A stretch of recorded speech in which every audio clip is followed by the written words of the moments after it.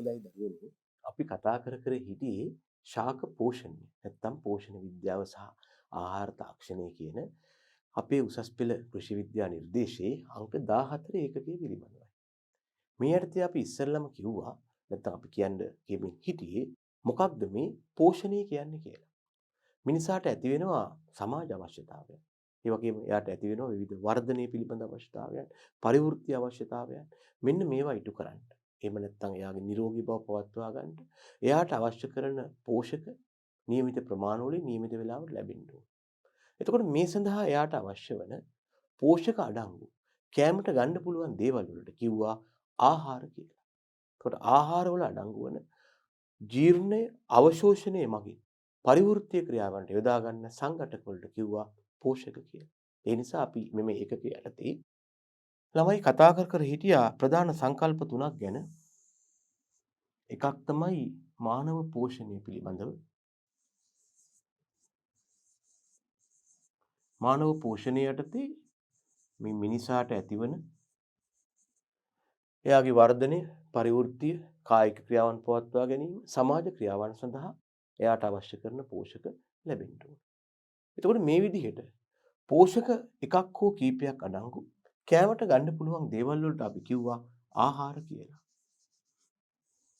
මේ ආහාර හරහා දේහයට ලැබෙන ජීර්ණය හා අවශෝෂණය මගින් පරිවෘත්තීය ක්‍රියාවන්ට යොදා ගන්න සංඝටක වලට අපි කිව්වා පෝෂක කියලා. අපි කතා කළේ මෙන්න මේ පෝෂක කියන කට්ටිය ගැනයි. මේගොල්ලෝ ආහාර වල අඩංගු වෙනවා. ජීර්ණය සහ පරිවෘත්තීය මගින් යොදා ගන්නවා.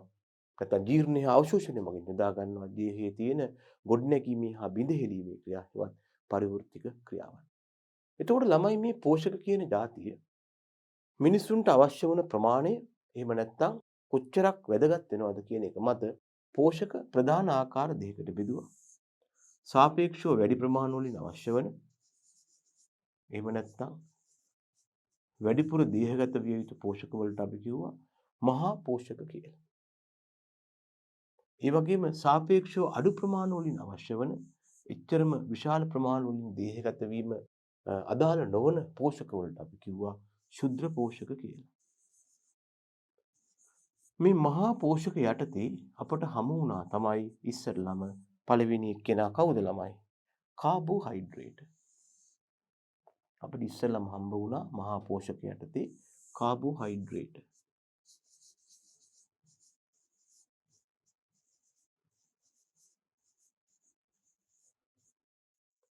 මේ කාබෝහයිඩ්‍රේට් වල කාබන්, හයිඩ්‍රජන්, ඔක්සිජන් අඩංගු වෙනවා. එහෙම නැත්නම් සමහරු කියයි මේකට සජලීය කාබන් කියලා. මේ කාබෝහයිඩ්‍රේට් හැදලා තිබුණේ සැකරයිඩ් කියන අණු එකතු වීමෙන්. එතකොට මේ යටතේ කාබෝහයිඩ්‍රේට් අපි ප්‍රධාන කාණ්ඩ කීපයකට බෙදන්න උත්සාහ කළා. එහි පවතින සැකරයිඩ් අණු ප්‍රමාණය මත මොනොසැකරයිඩ්, ඩයිසැකරයිඩ්, පොලිසැකරයිඩ් ආදී වශයෙන්. මේකෙන් අනිවාර්යයෙන්ම පැණි රස ස්පටික රූපී උදවිය තමයි පොලිසැකරයිඩ් උනේ. ඩයිසැකරයිඩ් සමහර විට පැණි රස වෙන්න පුළුවන්, සමහර නැති වෙන්න පුළුවන්. පොලිසැකරයිඩ් පැණි රස නැහැ. ඒකට පොදුවේ අපි කිව්වා මේ කාබෝහයිඩ්‍රේට් වල ක්‍රියාව. කාබෝහයිඩ්‍රේට් වල ළමයි විවිධ ක්‍රියාවන් තිබුණ බව ඇත්තයි. මේකෙන් හැබැයි මූලිකම ක්‍රියාව උනේ මොකක්ද? ශක්ති උපස්තරයක් වශයෙන් ක්‍රියා කිරීම. මේදී අපි කිව්වා කාබෝහයිඩ්‍රේට් ග්‍රෑම් එකක් මගින් ආසන්න වශයෙන් කැලරි 4ක පමණ ශක්තියක් ලබා ගන්න පුළුවන් කියලා. මීට අමතරව අක්මා වාගේ ස්ථානවල සංජිත වෙන්න. එහෙම නැත්නම් විවිධ ව්‍යුහ සාධන්න, මියුකෝ පොලිසැකරයිඩ් ආදී වශයෙන් විවිධ ක්‍රම වලින් අපිට කාබෝහයිඩ්‍රේට් වැදගත් වෙනවා. එතකොට අපි ඊළඟට කතා කළ දෙවන පෝෂකය උනේ ළමයෝ ලිපිඩයි. නැත්නම් ඒ වගේම අපිට ලිපිඩ වැදගත් වෙනවා. ලිපිඩ කියලා අපි කියන්නේ ට්‍රයිග්ලිසරයිඩ් ව්‍යුත්පන්න හෙවත් අපි දන්නවා ලිපිඩ බිඳ වැටීමේදී ලැබෙනවා මේ දම්ල සහ ග්ලිසරෝල්. එතකොට මේදී අපි කිව්වා මේ ලිපිඩ වල පවතින මේ දම්ල වල ස්වරූපයේ මත දැන් ඕනම ලිපිඩයක් බිඳ වැටුනහම ලැබෙනවා ළමයෝ එක පැත්තකින් මේ දම්ල අනෙක් පැත්තෙන් පොදු අණුවක් වන ග්ලිසරෝල්. එතකොට ළමයි මේ ලිපිඩවල අඩංගු මේද අම්ල තමයි අපට වැදගත් වෙන්නේ. මේ මේද අම්ල අපි ආකාර දෙකකට බෙදුවා ඉස්සෙල්ලාම සංතෘප්ත මේද අම්ල ඒ වගේම අසංතෘප්ත මේද අම්ල. සංතෘප්ත මේද අම්ල ලක්ෂණය තමයි මේවායේ ද්විත්ව බන්ධන තිබුණේ නැහැ. ඒක බන්ධන තමයි තිබුණේ. මේවා තමාට දරා ගන්න පුළුවන් උපරිම හයිඩ්‍රජන් ප්‍රමාණය ලබාගත්ත බොහෝ විට කාමර උෂ්ණත්වය යටතේ ඝන හෝ අර්ධ ඝන වශයෙන් තමයි තිබුණේ. හැබැයි අසංතෘප්ත මේද අම්ලවල ලක්ෂණය උනේ ළමයි සමහර වෙලාවට ද්විත්ව බන්ධන තියෙනවා. ඒ නිසා ඒවා Tamanට දරා ගන්න පුළුවන් උපරිම හයිඩ්‍රජන් ප්‍රමාණය දරාගෙන නැහැ. අන්න ඒ අර්ථයෙන් අපි ඒවට කියනවා අසංතෘප්ත මේද අම්ල කියලා. අපට අවශ්‍ය නම් මේවායේ තියෙන ද්විත්ව බන්ධන බිඳ හෙරලා මේවා අපට පුළුවන් සංතෘප්ත බවට පත් කරන්න. කාම රුෂ්ණත්වය යටතේ ද්‍රව වශයෙන් තමයි බොහෝ විට පැවතුනේ. ඒ වගේම අපි කිව්වා මෙහි අඩංගු මේ ද්විත්ව බන්ධන සංඛ්‍යාව එකක් නම් ඒක අසංතෘප්ත මේදම් ගොඩක් තියෙනවා නම් බහු අසංතෘප්ත මේදම් ආදී වශයෙන් වර්ග කළා. එතකොට මේවා සෞඛ්‍ය සඳහා වැදගත් වන ආකාරය ගැන අපි කතා කළා. ඊට අමතරව අපි කතා කළා මේද යටතේම අත්‍යවශ්‍ය මේදාම්ල ගැන. තම මූලික ආකාර භාවිතා කරලා නිපදවන්න බැරි අය තමයි අත්‍යවශ්‍ය මේදාම්ල වුනේ. ලිනොලෙයික් උදාහරණ වුණා.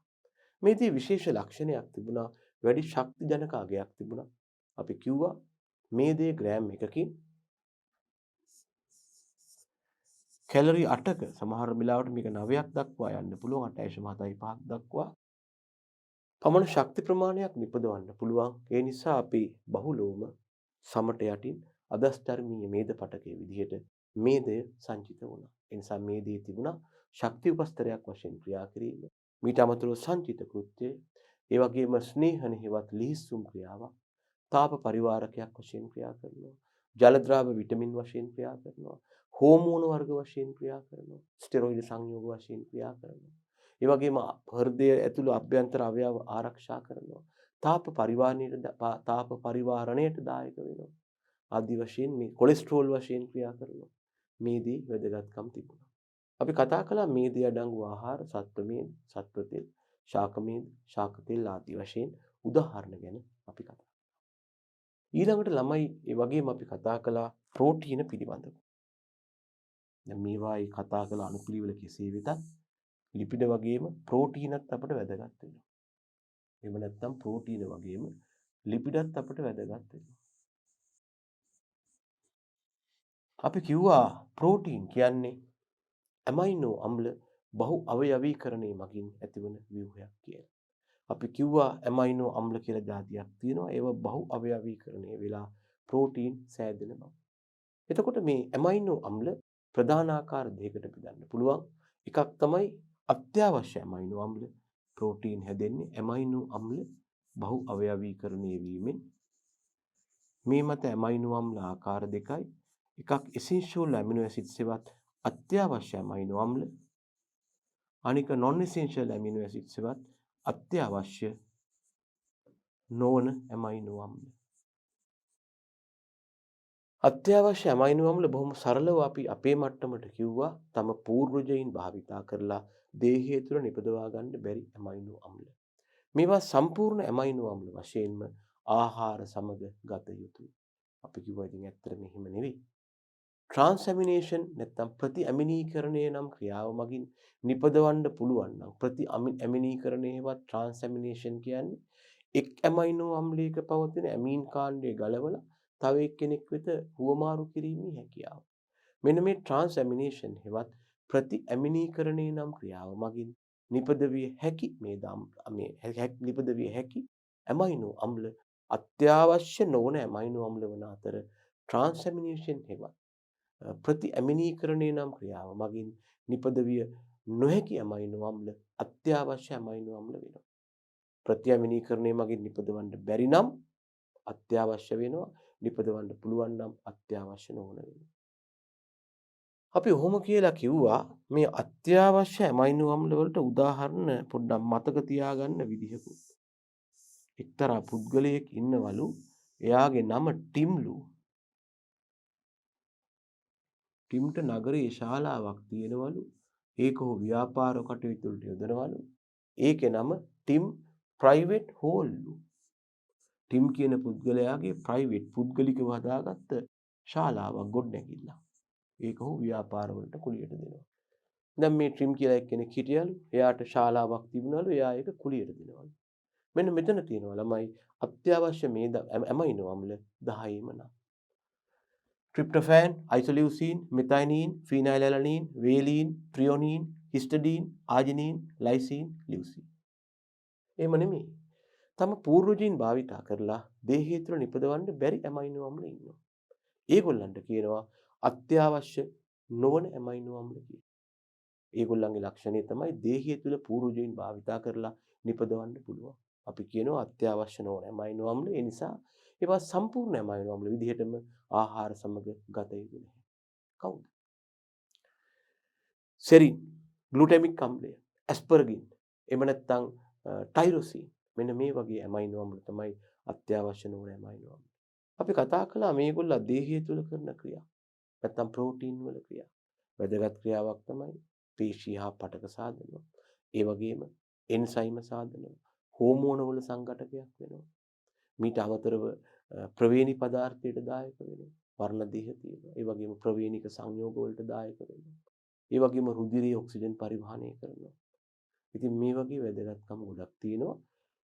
ප්‍රෝටීන් වල ශක්ති ජනකගේ හැබැයි ළමයෝ ග්‍රෑමයට කැලරි 4ක් තරම් අඩුයි. ඔය අපි කතා කරපු මහා පෝෂක හෙවත් ප්‍රධාන පෝෂක 3 දෙනා තමයි. ඊළඟට අපි කතා කළේ ශුද්ධ පෝෂක පිළිබඳවයි. ශුද්ධ පෝෂක කියලා කියන්නේ මහා පෝෂක තරම් ලොකු ප්‍රමාණ වලින් අවශ්‍ය නොවන කට්ටිය. මේ යටතේ දෙන්නේ හම්බ වුණා. එක්කෙනෙකුට කිව්වා අපි විටමින් කියලා. විටමින් කියලා කියන්නේ ජීවීන්ගේ පරිවෘත්තීය ක්‍රියාවන්ට සෞඛ්‍ය ආරක්ෂිත පැවැත්ම හා වර්ධනයට අත්‍යවශ්‍ය විය හැකි සංඝටක වර්ගයක්. ඒ වගේම තව කට්ටියක් හිටියා ළමයි ඛනිජ ලවණ කියලා. මේ විටමින් ගැන කතා කරන්න ගියාම මේ විටමින් වල මම පොඩ්ඩක් පහළට ගන්නම් විටමින් වයි ඛනිජ ලවණවයි.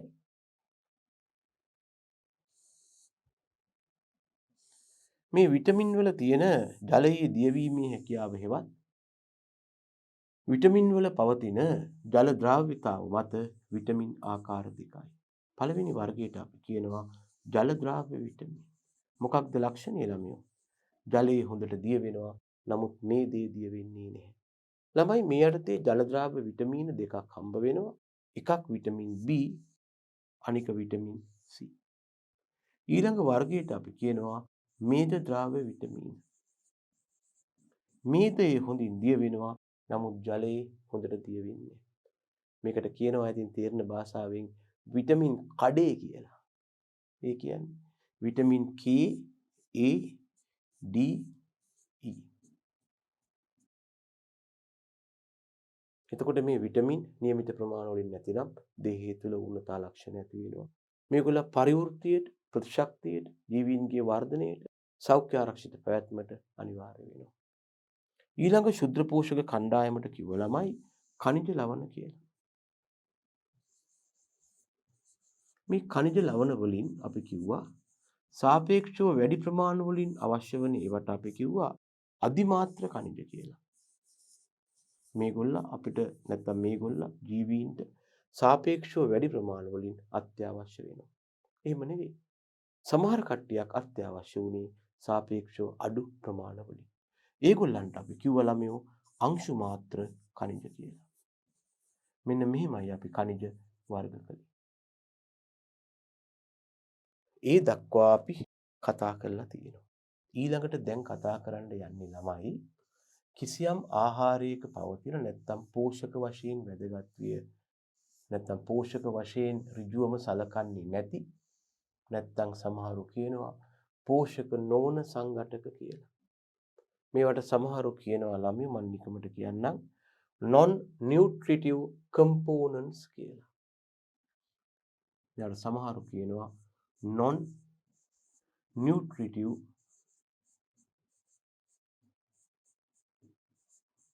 components කියලා.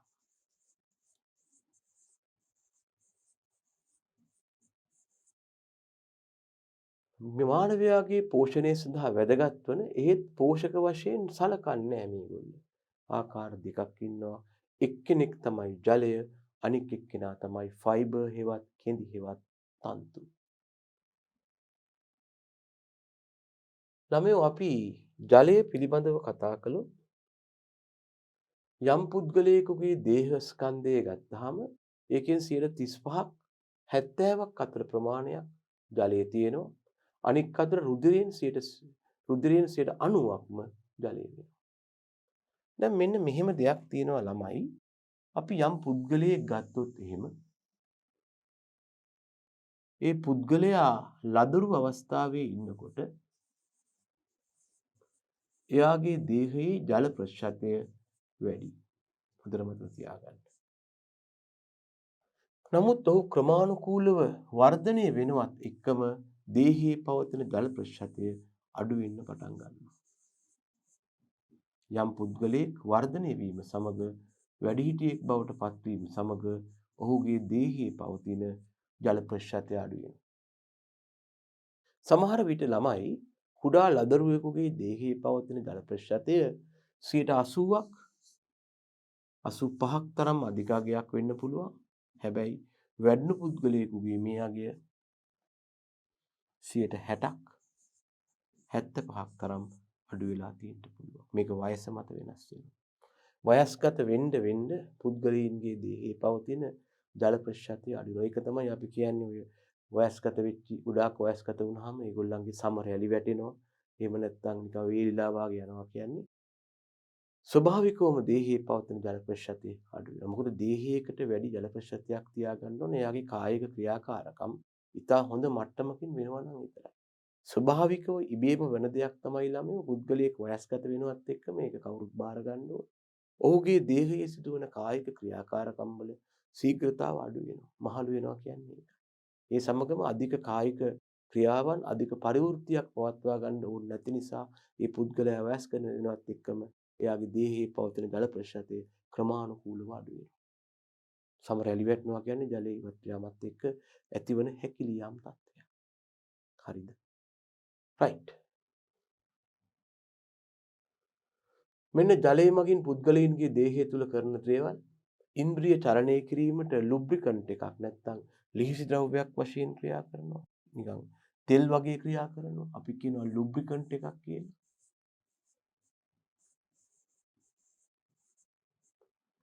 ඒ වගේම ප්‍රාග්ප්ලාස්මේ ප්‍රධානම සංඝටකයක් වෙනවා. දැනගන්න ප්‍රාග්ප්ලාස්මේ සංඝටක වලින් 80කට ආසන්න ප්‍රමාණයක්ම ප්‍රාග්ප්ලාස්මේ සංයුතියෙන් 80ක ආසන්න ප්‍රමාණයක්ම තියෙන්නේ ජලයයි. අපේ ඉන්ද්‍රිය තුල විවිධ රසායන වෙනස්කම් සිද්ධ වෙනවා. වර්ධනය වෙනවා, විකසනය වෙනවා. මේවා පාලනය කරන්න ජලය දායක වෙනවා. දැනගන්න ආහාරයට ගන්නා ඝන ද්‍රව්‍ය ජීර්ණයට යෝග්‍ය වෙන්න ද්‍රව තත්වයට ගේන්න ඕන. ඒකට ජලය අවශ්‍ය වෙනවා.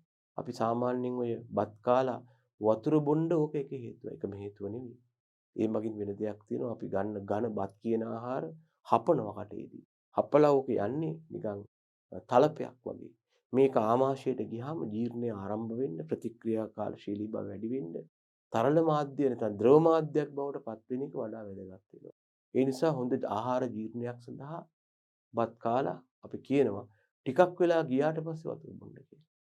ඒක කියන්නේ විද්‍යාත්මක හේතුවක්. ඒ කියන්නේ ආහාර ටික ආමාශය දක්වා යන්න ඇරලා ජීර්ණය ඉනිෂියේට් වෙනකොට වතුර ගියාම ඇති. ඒ වගේම ජීර්ණය වලින් ආහාර වලින් පෝෂණ අවශෝෂණය කරන්නත් ජලය වැදගත් වෙනවා. ඒ වගේම අපි දන්නවා මේ අවශෝෂණය සිද්ධ වෙන්නේ ගොඩක් වෙලාවට කුඩා අන්ත්‍රවල තියෙන අර ෆින්ගර්ලින්ග්ස් එවත් අංගුලිකා කියන ව්‍යුහවලදී. මෙහෙම තියෙන කුඩා අන්ත්‍රේ ඔන්න ඔහොම තියෙන. කුඩා අන්ත්‍රයේ ඇතුළු බිත්තියේ තියෙනවා මේ වගේ නිරායාම්. මේවා නිරා ගිහිල්ලා තියෙන තමන්ගේ අභ්‍යන්තර වර්ගඵලය වැඩි කරන්න මේවට අප කියන්නේ ෆින්ගර්ලින්ග්ස් කියලා. ඇඟිලි වගේනේ. එහෙම නැත්නම් කියන්න පුළුවන් අංගුලිකා කියලා.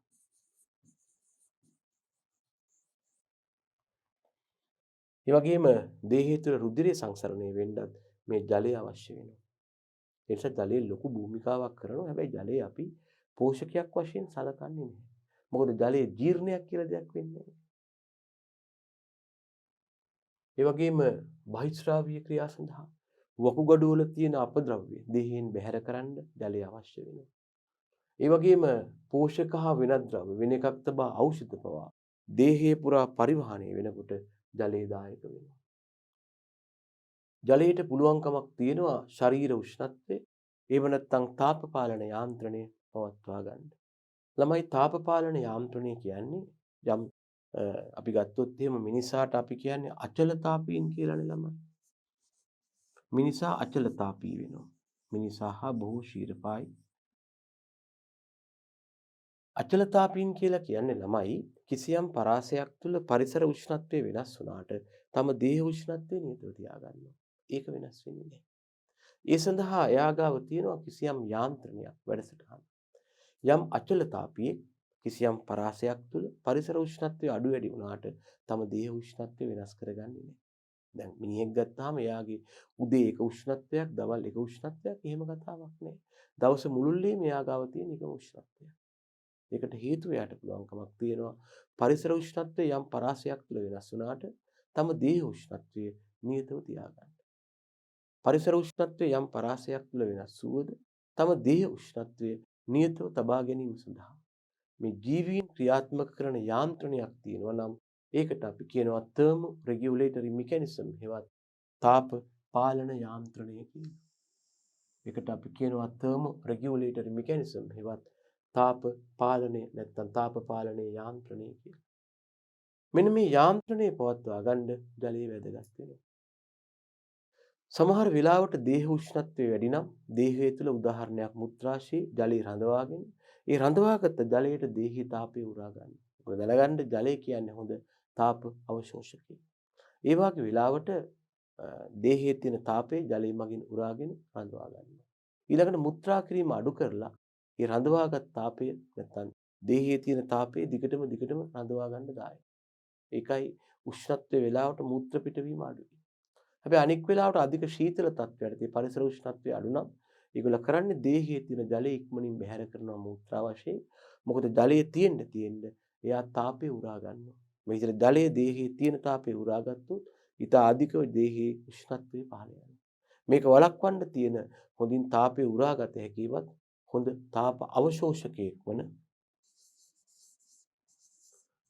තාප අවශෝෂකයක් වන ජලය දේහයෙන් බැහැර කරන එකයි හොඳ.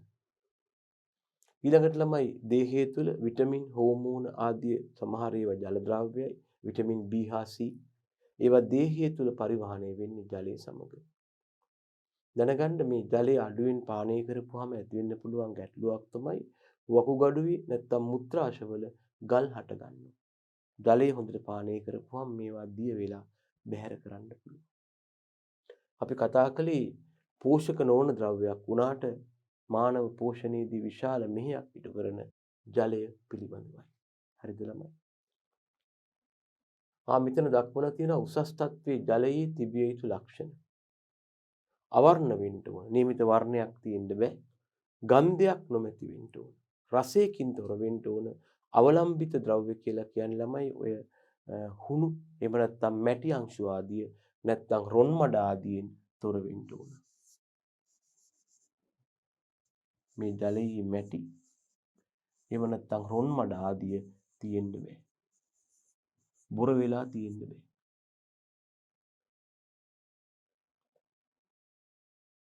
ව්‍යාධි ජනකයෝ ඉන්න බෑ. pH අගය උදාසීන වෙන්න ඕන. අහිතකර ලෝහ රසායන ද්‍රව්‍ය තියෙන්න බෑ.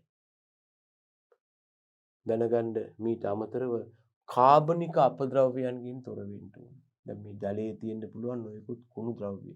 මෑත කාලේ ඉඳලා ජලයේ කාබනික ද්‍රව්‍ය තියෙන්න බෑ. එහෙම නැත්නම් ජලය කාබනික ද්‍රව්‍යයෙන් තොර වෙන්න ඕන. ළමයි කාබනික ද්‍රව්‍ය කියන්නේ ඔයගොල්ලෝ අහලත් ඇති. බොහෝ විට මේ ජලය ආශ්‍රිතව මල අපද්‍රව්‍ය අශුචි ආදී පවතින්න පුළුවන්. මේවා වාසය කරනවා E. coli, Shigella, කොලෙරා වැනි බැක්ටීරියාවන්. ඇමීබා නැත්නම් එන්ටොමීබා වැනි බැක්ටීරියාවන් වාසය කරනවා. ඒ නිසා මේ කාබනික ද්‍රව්‍ය වලින් තොර ජලය තමයි අපට අවශ්‍ය වෙන්නේ. මම නිකමට කියන්නේ මේ ජලයේ අඩංගු කාබනික ද්‍රව්‍ය ප්‍රමාණය මැනීමට ඔය ජෛව පද්ධති කරන අයට හොඳට මතක ඇති. අපි කරනවා එක්තරා පරීක්ෂාවක් මොකක්ද? ජලයේ BOD අගේ මනිනවා. මේකට සමහරු කියයි ජෛව විද්‍යාත්මක ඔක්සිජන් ඉල්ලුම හෙවත් බයොලොජිකල් ඔක්සිජන් ඩිමාන්ඩ් කියලා. දැන් ළමයි නිරෝගී පැවැත්මක් සඳහා දිනකට කාන්තාවකට ජලයේ ලීටර් 2.7ක්වත් ඕන වෙනවා.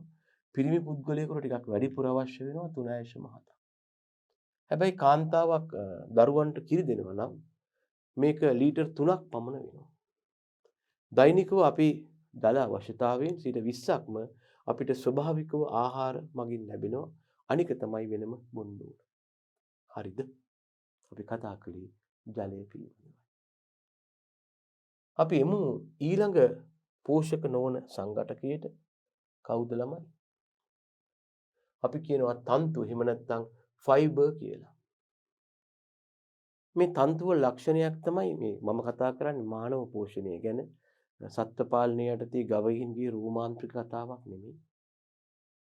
මානව පෝෂණය යටතේ ළමයෝ ජලය මේ තන්තු ආහාර වලට එකතු වෙනවා. ඒවා ස්වභාවිකවම තන්තු විදිහටම ආහාර මාර්ග පද්ධතිය ඔස්සේ ගිහිල්ලා දේහයෙන් බැහැර වෙනවා. හැබැයි තන්තු මේ ආහාර මාර්ග පද්ධතිය ඔස්සේ මේ ගමන් කරන ක්‍රියාවලිය තුළ විශාල සංසිද්ධීන් ටිකක් අපිට දකින්න පුළුවන්. මේ ආහාරයේ අඩංගු වුවද ජීර්ණයක් හෝ අවශෝෂණයක් නොවන නමුත් සෞඛ්‍ය සඳහා වැදගත් වෙනවා. බොහෝ විට කවුද තන්තු කියන්නේ? සෙලියුලෝස්, හෙමිසෙලියුලෝස්, ලිග්නින්, පෙක්ටින් වැනි ද්‍රව්‍ය වලින් සෑදිලා තියෙනවා. දැනගන්න මේ තන්තු නැත්තම් ෆයිබර් ධාන්‍ය, එළවලු, පළතුරු වල බහුලයි. දෛනිකව කෙනෙකුට අවශ්‍ය වෙනවා ළමයෝ තනි පුද්ගලයෙකුට තන්තු ග්‍රෑම් 30ත් 60ත් අතර ප්‍රමාණය. එය පුද්ගලයා මත වෙනස් වෙනවා. වැඩිණු කෙනෙකුට වැඩිපුර තන්තු අවශ්‍ය වෙනවා. කුඩා දරුවෙකුට අඩු තන්තු ප්‍රමාණයක් තමයි අවශ්‍ය වෙන්නේ. හැබැයි මේ තන්තු ලැබෙන්න ඕන. මම පොඩි ප්‍රශ්නයක් අහනවා. අපේ ශලාකයට කොහෙන්ද තන්තු ලැබෙන්නේ? අපිට හුඟක් වෙලාවට මේ තන්තු ලැබෙන්නේ අපි ගන්න ඔය ශාකමය කෙඳිමේ ද්‍රව්‍ය කියලා අපිට පේන දේවල්. උදාහරණයක් කොහිල, එහෙම නැත්නම් පලා වර්ග මෙන්න මේ වගේ දේවල් වල තන්තු අඩංගු වෙනවා. මේ තන්තු ඇඟට උරා ගන්නම කියලා නීතියක් නැහැ. නමුත් ඒවා ආහාර මාර්ග පද්ධතිය හරහා ගමන් කිරීම ඉතා යෝග්‍ය තත්වයක් වෙනවා. ඔයාලා අහලා ඇති කෙසෙල් බඩ මාළුව කියලා එකක් ගැන. ඒකෙත් තන්තු තියෙනවා. මේ තන්තු වල ජලයේ දියවීම හැකියාව මත ආකාර දෙකකට බෙදෙනවා. ජල ද්‍රාව්‍ය තන්තු, ජල අද්‍රාව්‍ය තන්තු කියලා. water soluble fiber තියෙනවා, water unsoluble fiber තියෙනවා. අපි ගත්තොත් ඉස්සෙල්ලාම ළමයි ජල ද්‍රාව්‍ය තන්තු මේවට අපි කියනවා water soluble fiber කියලා. මේවට අපි කියනවා ළමයෝ water soluble fiber කියලා.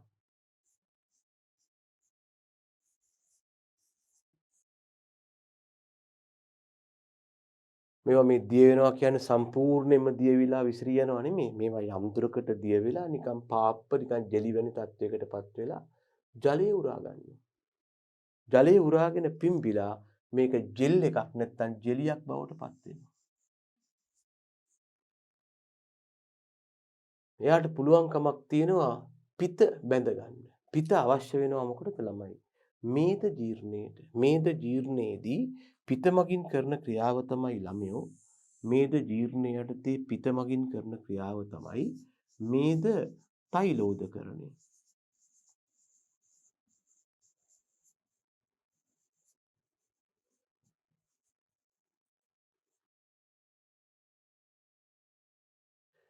ඒ කියන්නේ මේද ගෝලිකා අහඹු විදිහට ආහාර මාර්ග තරලයේ ගමන් කරන්න සලස්වනවා. එතකොට මෙහෙම ගමන් කරන මේද ගෝලිකා වලට මේ තියෙන මේද ගෝලිකා වෙන්න පුළුවන්. මේවට දැන් හැංගිලා ඉන්න බෑ. මේවා ගමන් කරන්න පටන් ගන්නවා ගෝලාකාර ව්‍යුහ වශයෙන්. දැන් මොකද වෙන්නේ?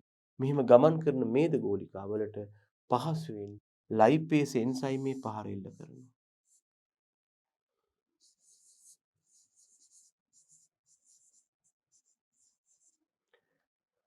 එතකොට මේද ගෝලිකා බිඳ වැටිලා ග්ලිසරෝල් හා මේද අම්ල හදන්න වෙනවා. නැත්නම් මේදේ ජීර්ණය වෙනවා. නැත්නම් මේද ගෝලිකා බිඳ වැටෙනවා. එතකොට මෙන්න මේ ක්‍රියාව තමයි සිද්ධ වෙන්නේ. මේකට මේද තෛලෝදකරණය හිතකර වෙනවා. මේද ජීර්ණය වීම සඳහා මේද තෛලෝදකරණය වෙන එක යෝග්‍ය වෙනවා. මොකද ලයිපේස නම් එන්සයිමයට ප්‍රහාර එල්ල කරන්න එතකොට පහසු වෙනවා. දැන් මොකද්ද මෙතන කියන්නේ? දැන් කියනවා ළමයි දැන් මේ ජල ද්‍රාව්‍ය තන්තු ආහාර මාර්ගය තුලදී ජලය උරාගෙන පිම්බිලා ජෙල් එකක් වගේ හැදෙනවා. නිකන් ජෙලියක් වගේ හැදෙනවා. එමගින් මොකද වෙන්නේ? පිත්යුෂයේ අඩංගු කොලෙස්ටරෝල් බැඳීම නිසා කොලෙස්ටරෝල් ඇඟට උරා ගන්න හැදුවා. පිතත් එක්ක තියෙනවා කොලෙස්ටරෝල් ගිහිලා තන්තු වලට බැඳෙනවා. බැඳිච්චාම ඇඟට උරා ගන්න එක වැළැක්වෙනවා. එමගින් මොකද වෙන්නේ? දේහයට සැපේන නැත්නම් දේහය ලබා ගන්නා කොලෙස්ටරෝල් ප්‍රමාණය අඩු වෙනවා. එහෙම උරා ගන්න බැරි වුණාම අපිට පෙනී යන දෙයක් තියෙනවා.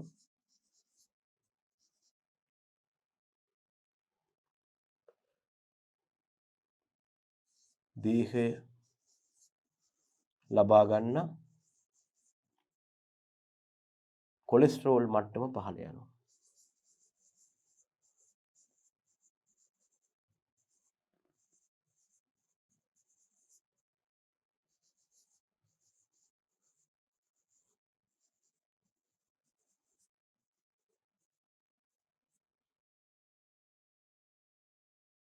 ළමයි මේකෙන් පොඩි පාඩමක් කියන්න කැමතියි පොඩි උපදේශක් මොකද්ද කියන්නේ? ඔය කොලෙස්ටරෝල් කියලා කියන අය නැත්තම් අපි කියනවා තීරණ භාෂාවෙන් ලේවල තෙල් තියෙනවා කියන කට්ටිය. ඒගොල්ලන්ට තියෙන හොඳ උපදේශක් තමයි වැඩිපුර පලා වර්ග, කෙඳි සහිත ආහාර, කෙසෙල් බඩ, එහෙම නැත්නම් කොහිල වගේ දේවල් ආහාරයට ගන්න. ඒවායේ තියෙන අධික කෙඳි මගින් මොකද කරන්නේ? අර අපි කතා කරපු කොලෙස්ටරෝල් අවශෝෂණය අඩු වෙලා මේ කෙඳි වලට පිත උරා ගන්නවා. පිතත් එක්ක කොලෙස්ටරෝල් සම්බන්ධයි. ඒ මගින් දේහයට උරා ගන්න එක වැළැක්වෙනවා. ඒ වගේ තමයි මේවායේ සීනි සහ සංතෘප්ත මේදම්ල අඩුයි. මොන වගේද? කොලෙස්ටරෝල් සමවෙන්න තන්තු වල. ඒ නිසා දියවැඩියාවට තියෙන හැකියාව අඩු වෙනවා. තවද මේවායේ සංතෘප්ත මේදම්ල අඩු නිසා මේ ගුද මාර්ගයේ පිළිකා හැට ගැනීමේ තත්ත්වයක් තියෙනවා. ඒක අඩු වෙනවා. ඇයි? සංතෘප්ත මේදම්ල අඩු නිසා. ඒ නිසා අපිට එක දෙයක් පේනවා සෑම අතින්ම අපිට මේ ජල ද්‍රාව්‍ය තන්තු ආහාරයට එකතු කරගන්න එක බොහෝ අනතුරුදායක තත්ත්වයන්ගෙන් මිදෙන්න පුළුවන්. රුධිරයේ කොලෙස්ටරෝල් මට්ටම පාලනය කරගන්න පුළුවන්. අනියම් දියවැඩියාව පාලනය කරගන්න පුළුවන්. මේ වගේ කැන්සර් අවදානම් වළක්වා ගන්නත් පුළුවන් තන්තු ආහාරයට ගත්තා. හොඳයි. දෙවෙනි තන්තු වර්ගයට අපි කියනවා ජල අද්‍රාව්‍ය තන්තු කියලා. මේවා හොඳින් ජලයේ දිය වෙන්නේ නැහැ. මේවට සමහරු කියනවා ළමයි water insoluble fiber කියලා.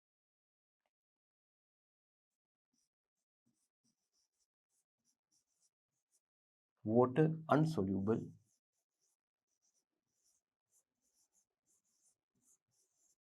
fiber.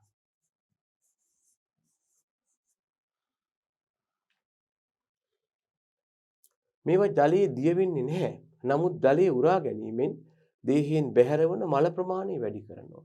ඒ මගින් උදරයේ ඇති වන තෙරපීම් වෙලා පහසුවෙන් මල පහ වෙනවා. ඒකයි කෙඳි වර්ග ඛණ්ඩ කියන්නේ මල පහ වෙන්නේ නැති කට්ටිය. මේගොල්ලන්ට පුළුවන්කමක් තියෙනවා ජලයේ උරා ගන්න. එතකොට මල ප්‍රමාණය වැඩි වුණාම ඒක දේහයේ පීඩනයට ලක් වෙලා පල්ලෙහාට තල්ලු වෙනවා. සමස්තයක් වශයෙන් ජලාද්‍රාව්‍ය තන්තු ආහාරයේ අඩංගු වීම තුලින් ආහාරයේ ප්‍රමාණය වැඩි වෙනවා. මේ විදිහට ළමයි ආහාරයේ ප්‍රමාණය වැඩි වෙනවට අපි කියනවා bulkiness of food කියලා.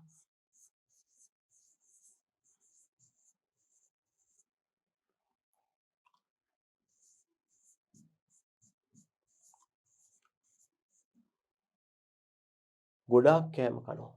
එතකොට මොකද වෙන්නේ?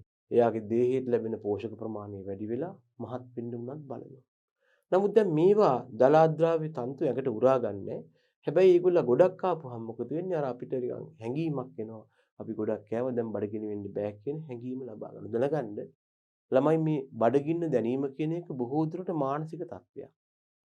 සමහර අයට හරියට 12 මාරෙද්දී ඉන්න බෑ ඇනුම් යනවා බඩගිනි කියන.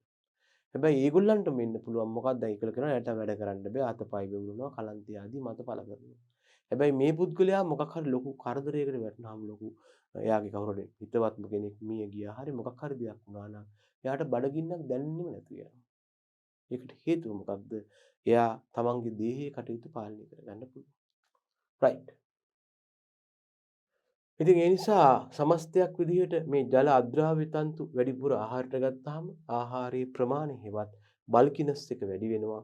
ඒ මගින් ඉක්මනට උදරය පිරෙනවා. ඇඟට උරා ගන්න පෝෂක ප්‍රමාණය වැඩක් වෙනවා. මේ කතා කළේ අපි ජල අද්‍රාව්‍ය තන්තු පිළිබඳවයි. මෙමගින් ආහාර සමග ලැබෙන කැලරි ප්‍රමාණය අඩු වෙනවා. යකට උරා ගන්න නැහැ. අධික තරබාරු බව පාලනය වෙනවා. අනික තමයි තන්තු සහිත ආහාර හිමින් හිමින් තමයි ජීර්ණය වෙන්නේ. ඒ නිසා වේගයෙන් ආහාර මාර්ගය හිස් කරමින් යන්නේ නැහැ. ඒ නිසා යලිත් බඩගිනි ඇති වෙන එක ටිකක් පමා වෙනවා. හොඳයි. අපි කතා කළේ තන්තු පිළිබඳවයි පෝෂක නොවන සංඝටක යටතේ. ඊළඟට අපි තෝරගත්ත මාතෘකාව තමයි ළමයි ආහාර තේරීමේ නිර්ණායක. අපි මොන වගේ ලක්ෂණ මතද කිසියම් ආහාරයක් හොඳද නැද්ද කියන එක තීරණය කරන්නේ.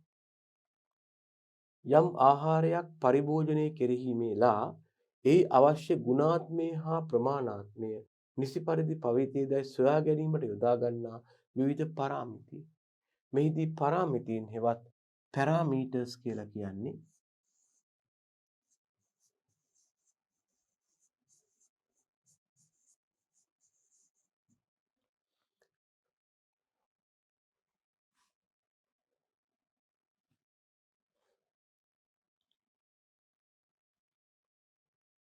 පැරාමීටර්ස් කියලා කියන්නේ මැනිය හැකි තත්ත්ව වෙනවා.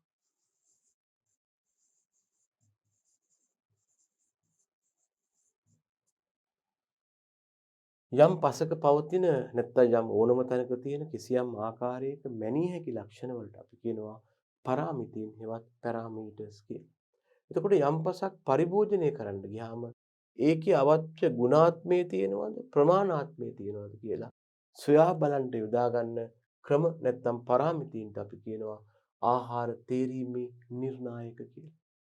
මේ නිර්ණායක හොඳ නම් අපි ආහාරය තෝරගමු නරක නම් අපි ඒක බැහැර කරමු.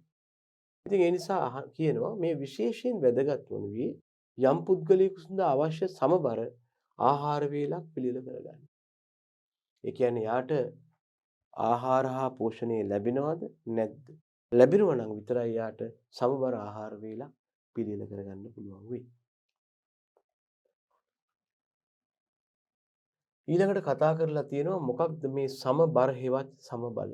මේ වචන දෙකම බොහොම සරලව පාවිච්චි වෙනවා සමබර ආහාර වේල නැත්නම් සමබල ආහාර වේල. පුද්ගලයෙකුගේ වර්ධනය සෞඛ්‍ය ආරක්ෂිත පැවැත්ම සඳහා සලකා බලන කාලයකට අවශ්‍ය පෝෂක හා ශක්ති ප්‍රමාණය ලැබෙන පරිදි සකස් කළ විවිධ ආහාර සංඝටක මිශ්‍රණයක්. දැනගන්න මේ ආහාර කියලා කියන්නේ සමබර ආහාර කියලා කියන්නේ කිසියම් ආහාර වේලක් තමයි දක්වන්නේ මෙතන එක පොඩි රැෂන් එකක් හෙවත් ආහාර වේලක් වෙනවා.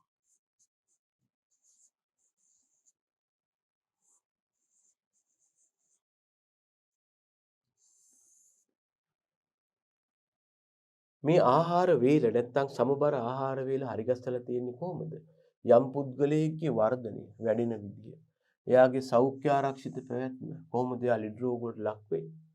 එතකොට මෙන්න මේ වාගේ දේවල් ආරක්ෂා කරගන්න සලකා බලන කාලයකට සමහර වෙලාවට බොහෝ විට මේ සලකා බලන කාලය දිනකට සීමා වෙනවා.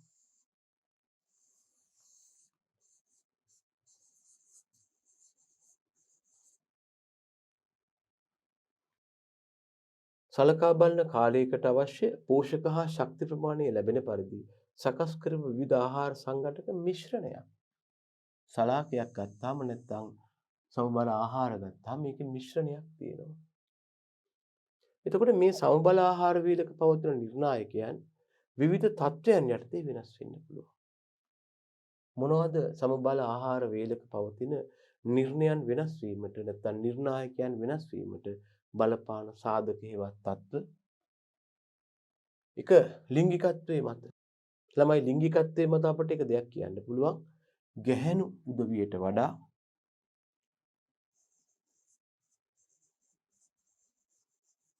අපේ සමාජයේ පිරිමි උදවියට වැඩි පෝෂක අවශ්‍යතාවක් තියෙනවා. මේක හරිනම් අනිත් පැත්ත වෙන්න තිබුණේ නමුත් වෙලා තියෙන්නේ මෙහෙමයි. එතකොට මේකේ ප්‍රමුඛත්වය ලැබෙන්නේ වැඩිපුර පෝෂක ලබා ගන්න ඔක්කොම පිරිමි උදවිය. ඊළඟට දෛනිකව කරන ක්‍රියාවන්. ඒ මගින් ඔයා කොච්චරක් ශක්තිය වැය කරනවද? සාමාන්‍ය නිරෝගී මිනිස්සෙක් දවසකට කැලරි 200ක පමණ ශක්ති ප්‍රමාණයක් වැය කරලා ලබා ගන්නවා. ඊළඟට එයා ළමයෙක්ද වැඩිහිටියෙක්ද කියන එක. දැනගන්න මේක තීරණය වන්නේ ඔවුන්ගේ රෝගී නිරෝගී බව මත.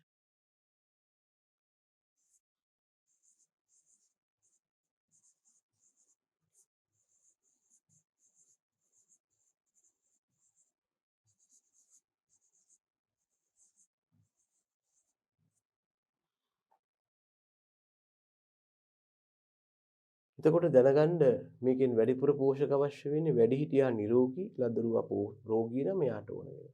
අනික් පැත්තෙන් ලදරුවා නිරෝගී වැඩිහිටියා රෝගී නම් ඔහුට පෝෂණය ලබා දෙන්න ඕන. ඊළඟට ගර්භණී භාවය මත. මීට අමතරව අපිට පුළුවන් තව මේ පෝෂණය අවශ්‍ය වෙන කරුණක් බලන්න ගර්භණී භාවය. ප්‍රෙග්නන්ට් වුණාම ඕගොල්ලන්ට කටයුතු කරගන්නත් අපහසුයි.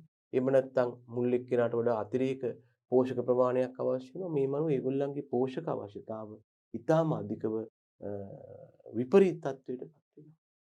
අපි කතා කළේ යම් පුද්ගලයෙකුගේ ආහාර තේරීමේ නිර්ණායක යටතේ එයාගේ පෝෂක අවශ්‍යතාව කිරී බලපාන සාධක.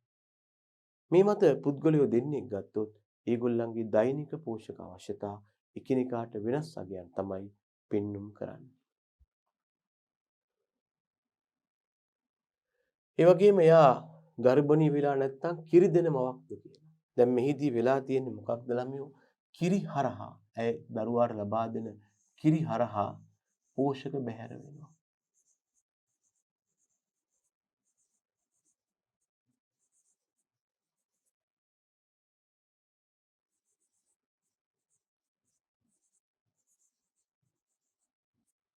ඇත්තෙන්ම මේක ආසියාවේ විශාල ගැටලුවක් වුණාට යුරෝපයේ සමහර රටවල් වල මව්වරු දරුවන්ට කිරි ලබා දෙන්නේ ඒගොල්ලන් දුර්වල වෙන නිසා. දැන් අපි ආසියාතික රටවල් ලංකාව, ඉන්දියාව වගේ රටවල් වල ඉතා අධික තත්ත්වයක් තමයි මේ කාන්තාවන්ගේ අස්ථි භග්නයන් නැත්තම් කාන්තාවන්ගේ අස්ථි තුල සිදුරු පැවතීම වාත අවකාශ තියෙනවා අස්ථි දුර්වලයි. මේකට තමයි ඔස්ටියෝපෝරොසිස් කියන්නේ. මේ රෝගයට එක හේතුවක් තමයි අධිකව කිරි දෙන කාලයේදී දරුවන් පෝෂණය කිරීමට යාමෙන් ඇයගේ දේහයෙන් සමහර ಖನಿජ ලවණ විටමින් ආදී බැහැර වෙනවා. ඒවා ඇත්තටම අස්ථි වර්ධනයට අත්‍යවශ්‍යයි. මෙම විටමින් ಖನಿජ ලවණ ආදී දේහයෙන් බැහැර වුණා මේ මගින් මොකද වෙන්නේ? දුර්වල අස්ථි පද්ධතියක් ඇති වෙනවා. ඒක පහසුවෙන් බොහොම ෆ්‍රැජයිල් එක බොහොම පහසුවෙන් කැඩී යන්න පුළුවන්. ඊළඟ පෝෂණ අවස්ථාව කෙරේ බලපානවා මෙයා රෝගීද රෝගී වෙලා ඉඳලා හොඳ වෙනවද කියලා. දැනගන්න රෝගියෙකුට වඩා වැඩි පෝෂක අවශ්‍යතාවයක් සුව වෙනකොට තියෙන්න පුළුවන්. මොකද එයා රෝගී කාලයේදී වැය වුණු පෝෂක ලබා ගන්න සුව වෙනකොටයි. අනික තමයි මෙම සමබල ආහාර වේල පිළියෙල කරන්න ගියාම පුළුවන් තරම් දුරට ඒ පරිසරයෙන් හෝ ප්‍රදේශයෙන් ලබාගත හැකි ස්වභාවික සංඝටක භාවිතා කරන්න. දැන් උදාහරණයක් වශයෙන් ඉතා හොඳ පලා වර්ග, දේශීය පළතුරු වර්ග මේ වගේ දේවල් එකතු කරගන්න. ඊළඟට ආහාර වැරදි ගබඩා කිරීම නැත්නම් සැකසීමේ වැරදි ක්‍රමාදියට ලක් වුණොත් මොකද වෙන්නේ? පෝෂක හානි වෙලා එය අවම වන ආකාරයෙන් වැඩ කරන්නට වෙනවා. වැරදි විදිහට ආහාර ගබඩා කරන්න ගියොත්, සකස් කරන්න ගියොත් ඒකේ තියෙන පෝෂක හානි වෙන්න පුළුවන්. ඒකේ තියෙන පෝෂක හානි වෙන්න පුළුවන්.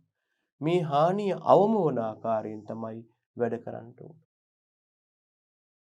ඒ වගේම සමබර ආහාර වේලක් ලැබෙන විදිහට විවිධ ආහාර සංඝටක යොදා සැකසූ ආහාර මිශ්‍රණයක් වේද මේකට අපි කියනවා සමබල ආහාර වට්ටෝරුවක් හෙවත් බැලන්ස්ඩ් ෆුඩ් රැෂන් එකක් කියලා.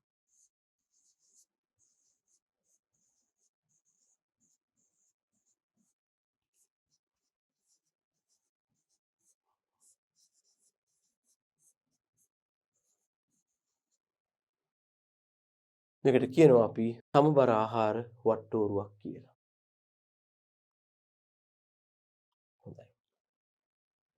ළමයි ඒ වගේ සමබර ආහාර වට්ටෝරුවක් සෑදෙන ආකාරයේ දක්වන එක්තරා රූපයක් තමයි ෆුඩ් පිරමිඩ් එකක් නැත්නම් ආහාර පිරමීඩයක් කියලා කියන්නේ. සමබර ආහාර වේලක් ලැබෙන පරිදි විවිධ ආහාර සංඝටක රූප යොදාගෙන පිළියෙල කළ පිරිමා පිරිමිඩාකාර රූපයක්. මේ යම් පුද්ගලයෙකුට සමබර ආහාර පරිභෝජනයේලා ගයිඩ්ලයින් එකක් විදිහට පාවිච්චි කරන්නත් පුළුවන්. මේක 1974 දී ස්වීඩන් වලින් හඳුන්වා දීපු සංකල්පයක්. එතකොට මෙහිදී අපි යොදා ගන්න ආහාර වර්ගය මොකක්ද කියන එකේ රූපයක් යොදා ගත්තාම ඒක වඩා පහසුවෙන් තේරුම් ගන්න පුළුවන් වදිනවා. ඒ වගේම අකුරු ලියන්න කියන්න බැරි කට්ටියටත් මොකක්ද මේ පණිවිඩය තේරුම් ගන්න පුළුවන්. මෙන්න මෙහෙම සංකල්පයක් තමයි ළමයෝ ආහාර පිරමීඩයක් හෙවත් ෆුඩ් පිරමිඩ් එකක් කියලා කියන්නේ.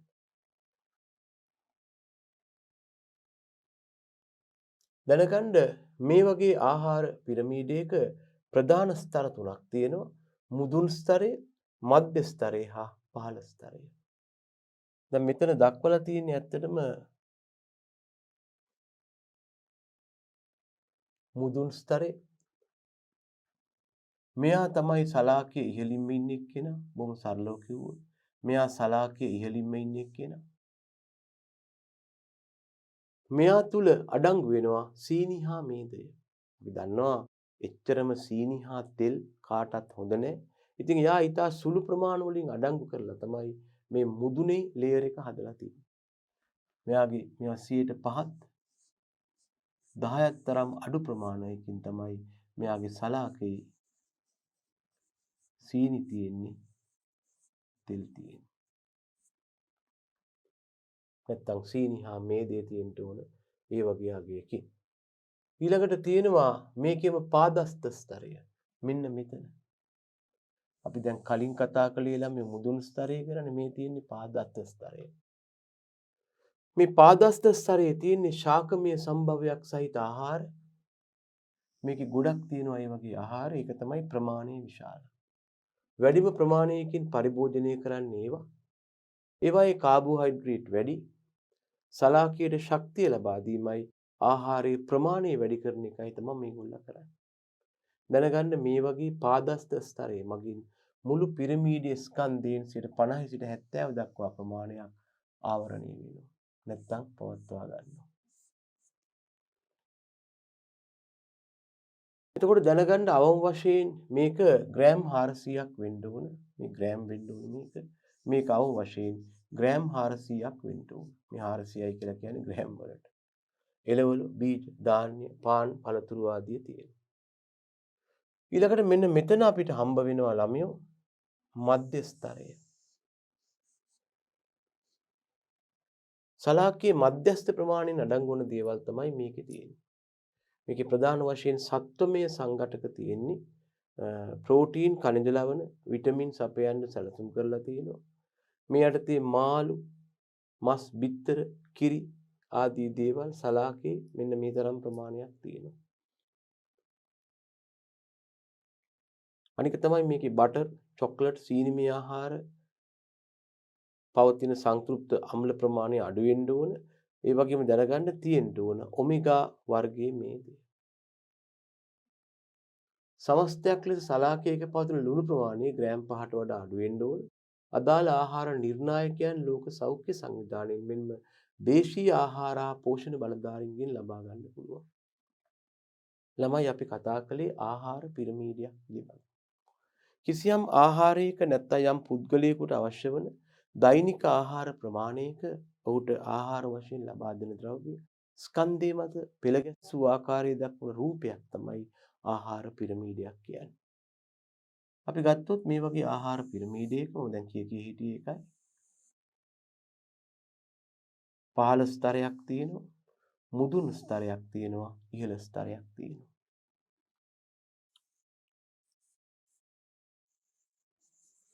පහළ ස්තරේ, මධ්‍ය ස්තරේ, ඉහළ ස්තරය. මේක ඉතින් දිගටම මෙහෙම තියෙනවා පිරමිඩ් එකක් විදිහට. කොහොම තියෙනවා. right. එතකොට පහළ ස්තරයේ තියෙන්නේ වැඩිම ප්‍රමාණයකින් ගන්නා ශාකමය සම්භවයක් සහිත දේවල්. මධ්‍ය ස්තරයේ තියෙන්නේ මධ්‍යස්ථ ප්‍රමාණ වලින් ගන්නා සංඝටක මේ විදිහට.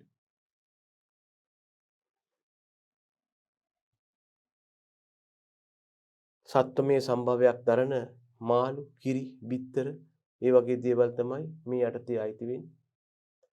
ඒ වගේම ඉහළ ස්තරයේ තියෙනවා සාපේක්ෂව අඩු ප්‍රමාණ වලින් ගන්න ඊටත් වඩා අඩු ප්‍රමාණ වලින් ගන්න සංඝටක මේ විදිහට මේ කතා කළේ ගැන තමයි ඉහළම ස්තරයේ තියෙනවා. ඊටාම අඩු ප්‍රමාණ වලින් ආහාරයට ගන්න සීනි මේ දේවාගේ දේවල්. ඒ විදිහට තමයි අපි මේ ආහාර පිරමීඩය සැලසුම් කරලා තියෙන්නේ. එතකොට ඔබට කරන්න තියෙන්නේ මේකේ තියෙන මේ එක එක මට්ටම් වල පවතින ප්‍රමාණයන්ගෙන් යුක්තව තමන්ගේ කෑම පිඟාන හරි කමක් නැහැ හරි ගස්ස ගන්න. ඒකට අවශ්‍ය මඟ පෙන්වීමක් තමයි මේ කරලා තියෙන්නේ. අපි මහා පරිමාණව මේ ගැන පන්ති වල සාකච්ඡා කරනවා වගේම අපේ ආහාර වේල මේ පරාසයන් තුල පුද්ගලික මට්ටමින් සකස් කරගන්න පුළුවන් නම් බොහෝ සෞඛ්‍ය ගැටලු වලට පිළිතුර එතන තියෙනවා. මේ අපි කතා කළේ ආහාර පිරමීඩ ගැන. එතකොට දැනගන්න මේ ආහාර පිරමීඩ වලට අවශ්‍ය නොයෙකුත් recommendations ඔබට WHO එකේ එහෙම නැත්නම් දේශීය ආහාර හා පෝෂණ අමාත්‍යාංශයේ බලධාරීන්ගෙන් ලබා ගන්නත් පුළුවන්. අපිට ඊළඟට හමු වෙනවා යම් පුද්ගලයෙකුගේ දේහයේ හමුවන්නා වූ එක්තරා පාරාමිතියක්, එක්තරා පැරාමීටර් එකක්. මේක මගින් අපට කියන්න පුළුවන් එයාගේ දේහයේ මොන වගේ වර්ධන මට්ටමකද එයා ඉන්නේ කියලා. එයාගේ උසට සරලන මහත තියනවාද ඊට වඩා වැඩිද අඩුද අවදානමක් තියනවාද කියලා අපිට සොයා බලන්න පුළුවන් සරල පරීක්ෂණයක් තමයි මේ body mass index එකත් දේහ ස්කන්ධ දර්ශකය. මේක ලබා ගන්න ළමයි යම් පුද්ගලයෙකුගේ දේහයේ උස ඒ වගේම එයාගේ ශරීර ස්කන්ධය. මේ අතර සම්බන්ධයෙන් තමයි මේක ලබා ගන්න. මෙතෙන්දි කරන්නේ එයාගේ ශාරීරියේ දේහයේ බර කිලෝග්‍රෑම් උස මීටර වලින් ගන්නවා. අරගෙන දේහයේ බර දේහයේ බර කිලෝග්‍රෑම් වලින් අරගෙන ඒක බෙදනවා උස මීටර වලින් අරගෙන ඒකේ වර්ගයෙන්. එතකොට මේ ලැබෙන අගය මොකක්ද කියන එක මත අපට තීරණයක් ගන්න පුළුවන්. ඒ නිසා බලන්න මේ අනුව ශරීර ස්කන්ධ දර්ශකයේ හෙවත් body mass index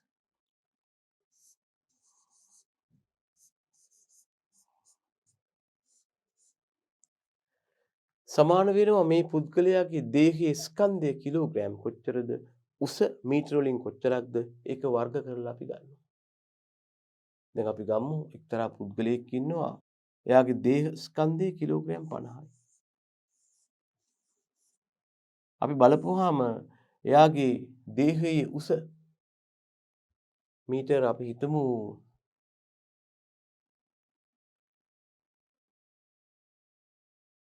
1.5යි කියලා අංගල අගයක් ගන්නෙ. එහෙනම් දේහ ස්කන්ධ දර්ශකයේ සමාන වෙනවා මෙතන සමා වෙන්නේ මෙතන කිලෝග්‍රෑම්.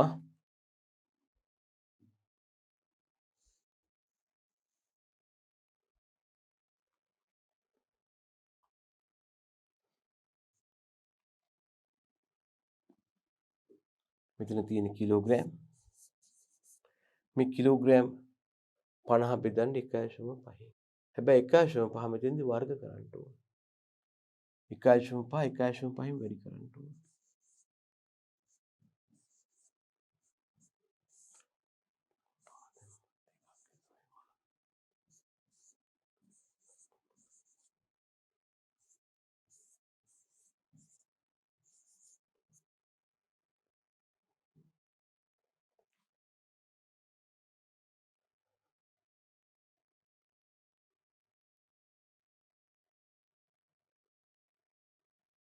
අපි දැන් මේ සුළු කිරීම වඩා මේ අපිට මෙහෙමත් වෙයි කරත හැකි. ඕනනම් ගත්තොත් එහෙම ගණක යන්ත්‍රය මගින් අපි ගන්නවා මෙහෙම ගණක යන්ත්‍රය.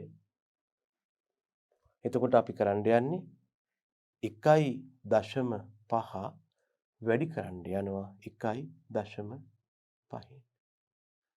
සමානයි 2.25ක් සමානයි 2.25ක් ලැබෙනවා. ඊළඟට මොකද්ද කරන්න ඕන? 50 බෙදන්න වෙනවා ළමයෝ 2.25. 50 බෙදනවා 2.25. අපට ලැබෙන උත්තරය 22.2 වෙනවා. එහෙනම් මේ පුද්ගලයාගේ මේ වගේ තත්වයක් යටතේ මේ පුද්ගලයාගේ දේහ ස්කන්ධ දර්ශකය 22.2ක් පමණ වෙනවා. මෙන්න මේ විදිහටයි අපි දේහ ස්කන්ධ දර්ශකය ගණනය කරන්නේ. පුද්ගලයෙකුගේ වර්ධනය මොන විදිහට වෙලා තියෙනවද? වැඩිද, මදිද, අඩුද කියලා හොයාගන්න තමයි මේ අගේ යොදන්නේ. ඉතින් මේ අර්ථය යාට පුළුවන් බර කිරා ගන්න, ස්කන්ධය ගන්න. ස්කන්ධයේ බර ගන්නවා, ස්කන්ධයේ හේවත් බර ගන්නවා. ඊළඟට එයාගේ උස ගන්නවා මීටර්ස් වලින් ඒක වර්ග කරනවා. එතකොට මේ වගේ අගයක් ලැබෙනවා. මේ ලැබෙන අගය මත අපිට යම් තීරණ ගන්න පුළුවන්. දැන් කිසියම් අවස්ථාවක දැන් මෙතනද කියන විදිහට ළමයි මේ BMI අගය අපි දැන් අර කලින් හදපු එකේ ආවේ 21.2ක් විතරනේ. මේ BMI අගය දේහ ස්කන්ධ දර්ශකයේ සඳහා තිබිය යුතු අගයේ පරාසය මෙන්න මේ පරාසය වෙනවා. මීට වඩා අඩු වුණොත් අපි කියනවා එයා බර අඩු පැත්තට ඉන්නේ. මීට වඩා වැඩි වුණොත් අපි කියනවා බර වැඩි කියලා. හැබැයි ඔහොම බර වැඩි කියන එක දිගටම බර වැඩි කිය ඉන්නේ. මේක 30 පැනපු හැටි අපි කියන්න පටන් ගන්නවා. එයා අඩු ස්ථූලතාවයේ ඉන්නවා. තවත් ගියාම එයා අධි ස්ථූලතාවයටපත් වෙනවා. දැන් උදාහරණයක් බලන්න. එක්තරා පුද්ගලයෙකුගේ දේහ ස්කන්ධයේ කිලෝග්‍රෑම් 61යිලු උස සෙන්ටිමීටර 160යිලු. මේ පුද්ගලයාගේ BMI අගය හොයන්න ඕනේ. BMI කියන්නේ ළමයෝ දේහ ස්කන්ධ දර්ශකය. මේ වාගේ ගණිත ගැටලුවක් එන්න පුළුවන්. අපි කියනවා එහෙම වුණොත් ළමයෝ BMI සමානයි body mass index සමානයි කොච්චරක්ද මෙයාගේ දේහ ස්කන්ධය කිලෝග්‍රෑම් 61යි. මේ කිලෝග්‍රෑම් 61 බෙදනවා මෙයාගේ උස වර්ග කරලා සෙන්ටිමීටර් 160යි කියන ළමයෝ මීටර් 1.6ක් වෙනවා. මේක වර්ග කරන්න ඕන. එතකොට තමයි අපිට මේ අගේ ගණනය කරන්න වෙන්නේ. සමාන වෙනවා කිලෝග්‍රෑම් 61 ළමයි බෙදන්න වෙනවා 1.6න් වර්ග කරන්න.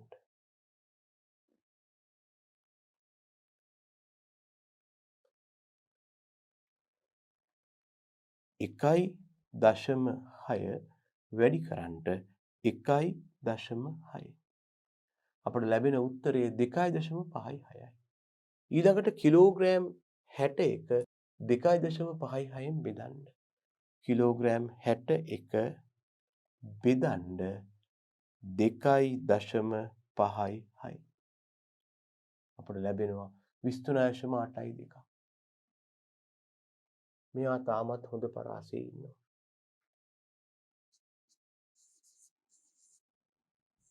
මේකට ඒකක නැහැ. මෙයා හොඳ අගයක ඉන්නවා. 23 ගානක් තමයි ඇවිල්ලා තියෙන්නේ. මෙම අගයට ඒකක නැහැලු. ඒ 18.5 24.9 අතර නම් එය හොඳ තත්ත්වයක්. 24.9ට වඩා වැඩි නම්, කියන්නේ 25ට වඩා වැඩි නම් බර වැඩි. ඊටත් වඩා වැඩි වුණාම මේක ස්ථූලතාවයේ වශයෙන් හඳුන්වනවා. ඒක හානිදායකයි. ඒ වගේම නිතර බර කිර මේ යගේ નિયમિત අගයක පවත්වා ගන්න එක නිරෝගී දිවියකට වැදගත් වෙනවා. දැනගන්න මෙහිදී නිසි පරිදි ව්‍යායාම කරන්න ඕන. ආහාර සීමාවක් ඇතුව ගන්න ඕන. මත්පැන් හා දුම්පානය කරන්න හොඳ නැහැ. ඔය නොයෙකුත් නම් වලින් තියෙන ආහාර උත්තේජක කන්න හොඳ නැහැ. ඒවා කාපුවාම ස්ථූලතාවය ඇති වෙලා මේ අගය ඉහළ යාමේ අවදානමක් තියෙනවා. ඒ නිසා මේ අගය නිසි පරිදි පවත්වා ගන්න එක අප සෑම දෙනාගේම වගකීමක් වෙනවා. එහෙනම් දරුවනේ අපි මේ කතා කරලා ඉවර වුණේ අපි අංක 13 ඒකකයේ මානව පෝෂණය යටතේ හමු වන පළවන ඒකකය පෝෂක වශයෙන් වැදගත් වන සංඝටක පිළිබඳවයි. එහෙනම් අපි මෙතනින් පාඩම නිමා කරනවා. මෙබඳුම පාඩමකින් යලිත් ඔබ සමග හමු වෙන බලාපොරොත්තු වෙමි. එහෙනම් සියලු දෙනාටම ආයුබෝවන්.